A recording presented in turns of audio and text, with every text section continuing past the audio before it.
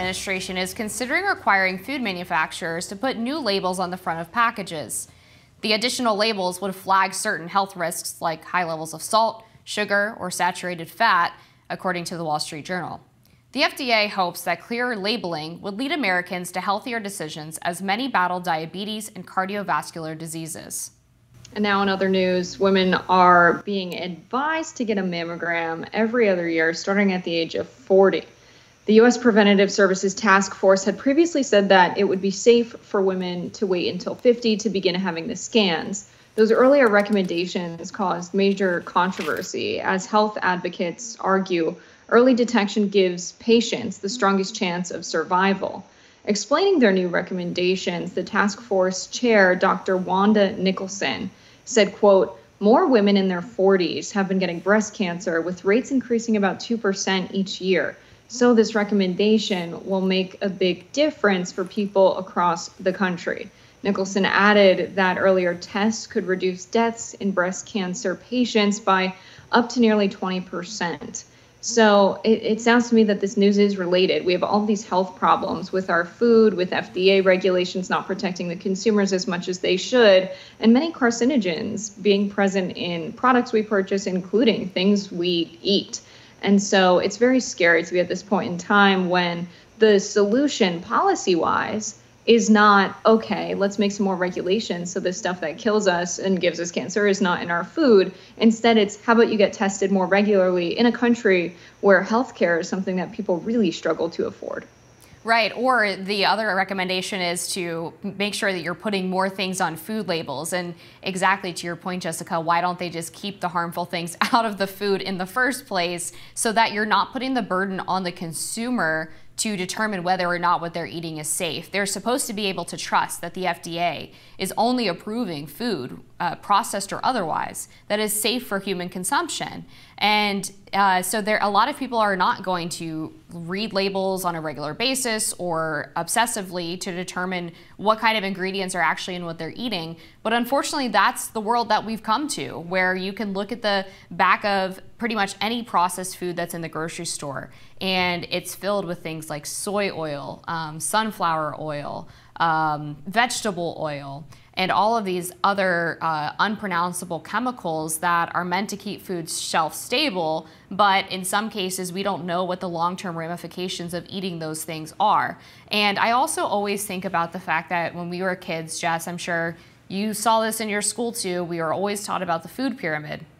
And they've changed the food pyramid so many times throughout modern American history. But when I was growing up and when we were growing up, the food pyramid always talked about the fact that your main source of energy should come from bread and pasta and all of these carb and starch heavy foods, and things like protein and healthy fats were at the top of the food pyramid in this little triangle, meaning you shouldn't have too many servings of those. And in recent years, we've come to find out that really the opposite is true, that people should be eating high protein, high fat diets and limiting carb and sugar intakes, because those are much healthier forms of fuel for the body, whereas carbs get burned through very quickly, end up leaving you feeling hungrier, messing up your metabolism.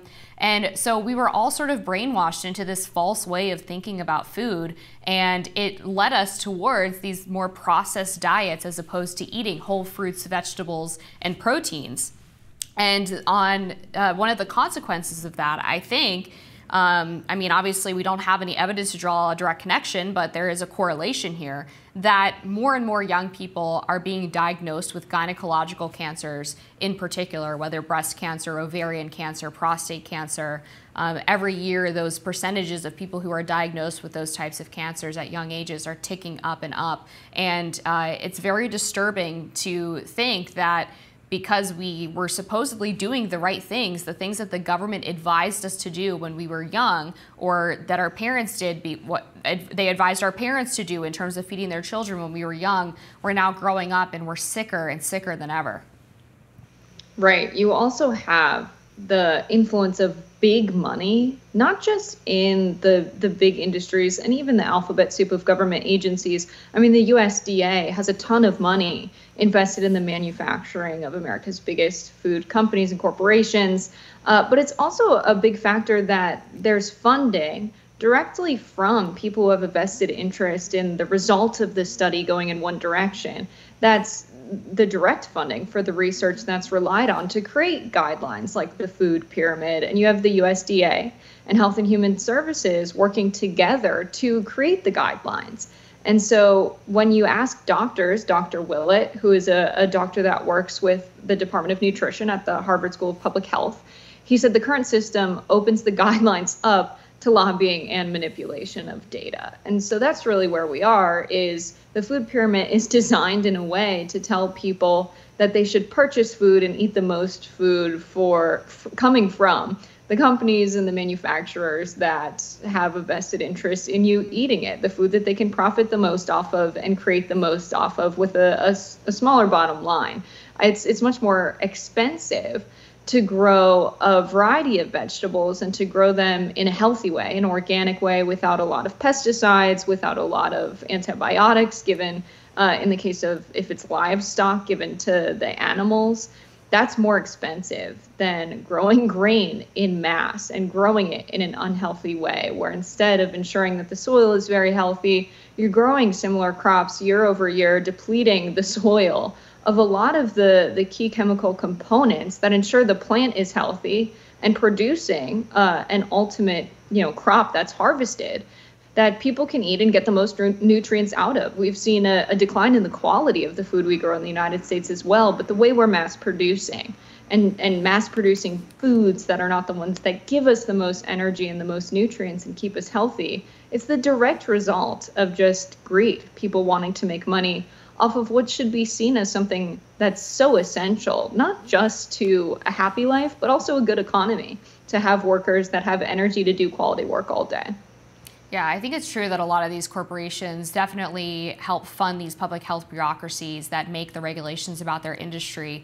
But I think another element that isn't talked about as much is the fact that the public health bureaucracy often places a lot of stock in the so-called experts to make regulations about industries that frankly they know nothing about. I just met with a Maine lobsterman yesterday who was talking about some of the new fishing regulations that have been put on by the EPA that use studies that drastically undercount the lobster population in Maine because they basically don't go far enough offshore to drag their nets. They go in areas where basically the lobster are known not to be, and then make regulations based on that. And it could potentially destroy the fishing industry, particularly for Maine lobster. And we kind of see the same thing with agriculture, where you see people who don't farm for a living making policies that affect everyday farmers. I mean, your example about how farmers are incentivized, right? A lot of them receive subsidies to grow grain and wheat and some of these cash crops. But then they're told in the off season that they're supposed to not actually plant on some of their farmland.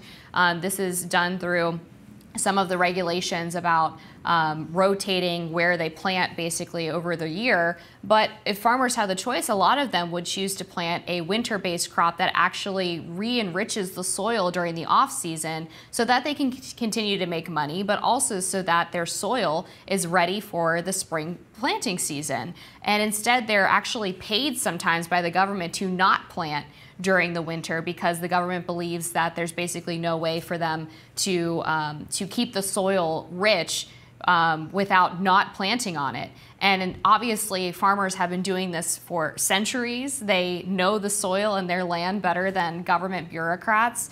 And I think it's unfortunate that we have outsourced so much of our policy making to people in these government agencies, many of whom really lack real world experience with what they're talking about. And we don't put things really through Congress anymore. Yeah, I have friends who've worked in the USDA in the Midwest specifically, and I know that there are incentives for cover crops, like putting clover over your crops to protect the soil, so that throughout the winter you don't have this issue of the nutrients, in the soil being depleted. I haven't heard this happening in the other direction, where the government is incentivizing farmers not to use cover crops or winter crops. That's really interesting. And there's fundamentally some very contradictory policies as it relates to ag in the U.S. Yeah, yeah. I mean, it makes sense when you have so many people in this revolving door between America's largest agricultural companies and then being on the board of the FDA and USDA. We definitely get contradictory policies a lot. The last time we got really deep into this topic, Amber, I was reflecting on how when you have someone who's living in a big city, usually on the coast, and they're eating healthy and organic and milling their own flour, trying to eat close to the source and avoiding some of these harmful, chemicals that are in foods, hormones, what have you, it's stigmatized in the direction of, oh, it's woo-woo stuff, it's, granola mom, it's cast away as this kind of like elitist, you're putting in too much effort thing. But then when it's happening in rural areas, it's cast away as, a trad wife thing. Why are you going back? Why are you being like a 1950s housewife? And it's so strange that no matter where you are, it gets stigmatized. I really think that we need to always criticize any kind of dominant narrative that goes in the direction of people people being disincentivized from being a consumer from America's biggest corporations. If you're telling people, oh gosh, it's so weird if you eat healthy food for whatever reason, that's something that really challenges the flow of capital in the United States. And whenever I hear something like that, I'm like, where's this coming from? Is this like really people who feel like this? Or is this some kind of propaganda that was intentionally disseminated in the United States because the largest corporations felt threatened by this trend, by this movement? And so when I think about where we are at with food in the US, we're definitely coming to a head. And I think when things seem most broken in US politics, it's really a signal that people are paying attention to something they haven't before. And they're like, oh no, why are we so divided about what our eating habits should be? When in reality, it's not brokenness, it's not division, it's really the public, the consumer, the masses waking up to how, their lives quite literally have been forsaken by the flow of capital and profit. Yeah, I wonder if there is an element of astroturfing to some of those narratives. I know there definitely has been politicization across the aisle that you were, getting at with the criticisms of how people both in coastal, generally more liberal areas and then rural, perhaps more conservative areas live their lives. And maybe that's an element of how divisive our politics has become, such that everything, even the choices in food that we eat, has become political as well. But I know we're going to continue to cover these very important health stories for our viewers, and we will be back with more Rising after this.